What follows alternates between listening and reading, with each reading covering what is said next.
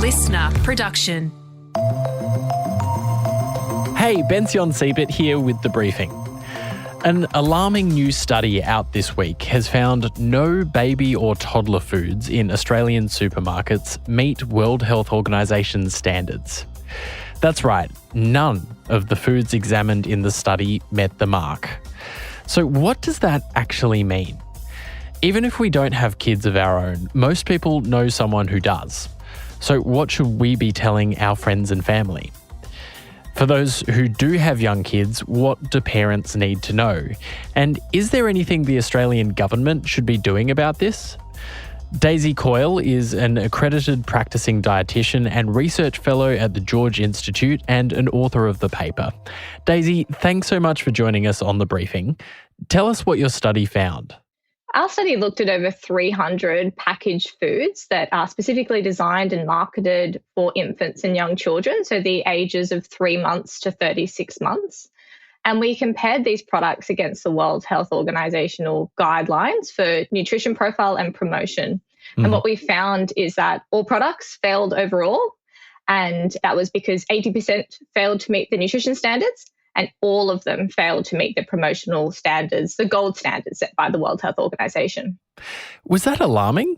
Did it surprise you? Yeah, look, it didn't surprise us, but it alarmed us. So there has been some research coming out starting to uncover the nature of these foods. So not so much of a surprise in terms of finding out that not all products met the standard, but definitely shock and concern regarding how many did fail. We want our youngest Australians to have the best start to life in many different ways, and we'd hope that the packaged food supply does support that, but the results show that it just doesn't meet the standards in terms of what we need for young children. So on the nutritional side that you spoke about, what's the harm that's being done to toddlers and infants as a result of failing to meet those standards? So at the moment, it's sort of, we've been calling it the Wild West, to be honest with you, because this research picked up so many problems along the way. So the World Health Organization standards are very comprehensive. It doesn't just look at one or two nutrition components, it looks at a whole range of things. The biggest area of concern we found was around sugar, total sugar in these foods. And that is related to many things, not just refined sugars in these foods like cane sugar, but also high levels of fruit in these products, even in products that you don't consider to be, that would contain fruit or to be sweet, things like main meals. And when it comes to high levels of sugar, we've got two concerns there. One is, of course, the sugar levels itself and what that means in terms of sugar intakes for young kids. Childhood obesity is a really big problem. The sugar from these foods is contributing to that. We know there's lifelong health consequences associated with high levels of sugar at a young age. And also just related to the sweet flavor profile of these products. We are setting young kids up, kids as age as 1, developing a sweet tooth, which is very hard to kick as you get older and older. And there's the other part, which is the deceptive labelling piece. How are these misleading parents and other people? So around the promotion, again, there's a couple of things. I'll start off with the claims, and we can go into maybe some other aspects later on, but around the claims, it's really around this deceptive use of marketing. And with the claims, it's not to say that the claims are inaccurate necessarily. A product could say no added flavors, colors, additives, and that could be correct. That's not so much the issue with the claims. The issue with the claims is that parents are being hoodwinked into thinking that products with claims, and a lot of claims, are healthier than products without. And for this category, we're seeing on average these products containing 6 claims per pack. Some products containing up to 20 different claims. These products are small. So you think, how many can they squeeze on? Well, 6 on average. So parents see those claims and think, great, this is a healthy option. They don't actually think they have to look any further to make sure it's actually healthy. When it comes to these standards, to help people understand, these are World Health Organization standards, but I guess most people would expect we've got pretty high food standards in Australia. Why aren't they the same? So the World Health Organization does set quite strict criteria for these standards. So these standards are comprehensive. And the way we did this research is that we looked at all of the nutrition components and all of the promotional components. 22% of products did pass in terms of the nutrition composition, but we failed them if they failed to meet one of any of the nutrition components. So it's not to say that these foods are like never give your kids packaged foods. Parents are not to blame here. And these packaged products are not necessarily products that parents need to hear this research and go, oh my gosh, I could never give my kid a pouch. What have I done? The issue is when you're relying on these foods as a key source of nutrition for years. A lot of, particularly the pouches, they are pureed products.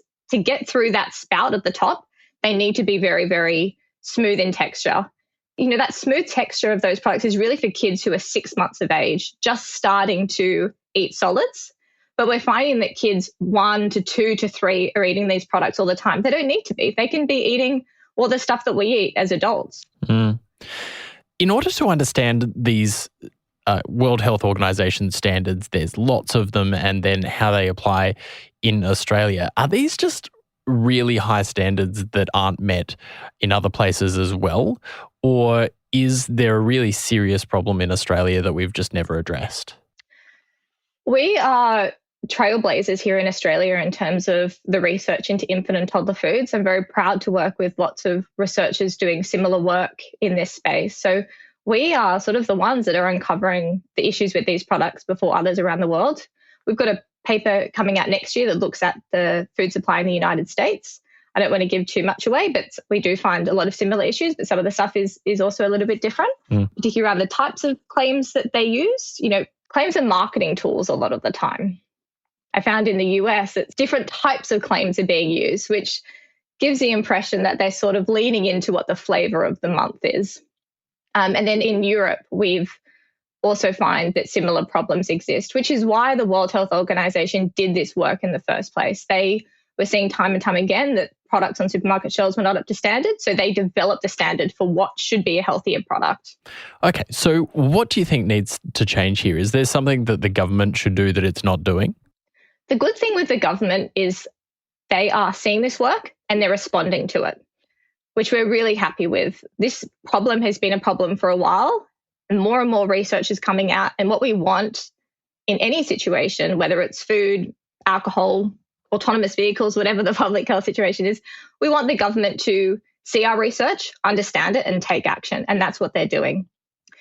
The first step that the government is taking is opening a consultation into these foods. It's a public consultation, so anyone can comment.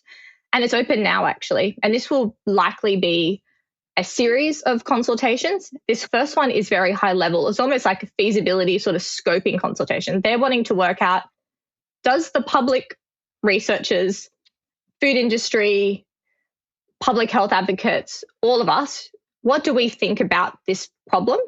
Do we think something needs to change? So one of the options on the table, as always, is status quo. We don't want status quo. We can see the industry self-regulation is not working here, so we want action.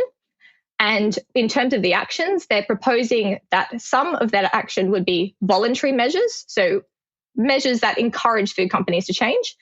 And then some of the measures would be regulated. What we're wanting is for these key issues to be regulated. So issues around the sugar content of these products, the number and amount and type of claims being used.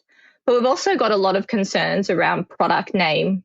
We see a lot of the time that the product name does not match the ingredients list. So this happens in two ways. You've got a product saying carrot, pumpkin, and apple. You flip it over, look at the ingredients list, it's 80% apple. You've also got this other problem with snack foods that are like mostly air, these sort of puffed products that melt in the mouth. They might say something like carrot puffs. You look at the ingredients list and the carrot is in the form of carrot powder, contributing 0.3% to the total weight of the product. So it's not giving any benefit of carrots.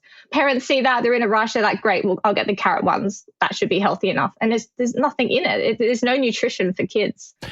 So if someone's listening to this and they know a parent or they are a parent themselves of young children and they're worried about this research, what would be your advice to them? My advice to parents would be, specifically for these products, would be to not trust the claims on pack. They are deceiving. They don't tell you about the healthiness of a product. They just make you think that product is healthier. So my advice would be to ignore them. Act like they're not even on the pack. Don't let them influence your decisions. And they probably are currently influencing your decisions. So try to take that out of the equation. I also wouldn't trust what is written on the product or the imagery on the product. Just because something says pumpkin is the first ingredient and the packet is orange and it's got photos of pumpkins all over it, that pumpkin could be 80% of the product, 10% of the product, 0.3% of the product. You actually don't know. So be guided by what's on the pack, but do that double check, flip that product over and have a look through the ingredients list and make sure it's the type of product that you're intending to feed your child. Well, Daisy Coyle, this has been so interesting. Thank you so much for joining us on The Briefing. Thanks so much for having me, Bension. Daisy Coyle there. That's it for this episode of The Briefing, but that's not all. On the weekend briefing, Antoinette's back and she's speaking with Michael Theo from Love on the Spectrum. Only neurodiverse actors can play neurodiverse characters because that gives an authentic portrayal of neurodiversity. Because if a neurotypical actor tries to pull off playing a neurodiverse character, it's not as authentic and it's hard to connect with. Don't miss that one. And we'll be back at 6 a.m. on Monday. Till then, I'm Bension Siebert. Happy Friday.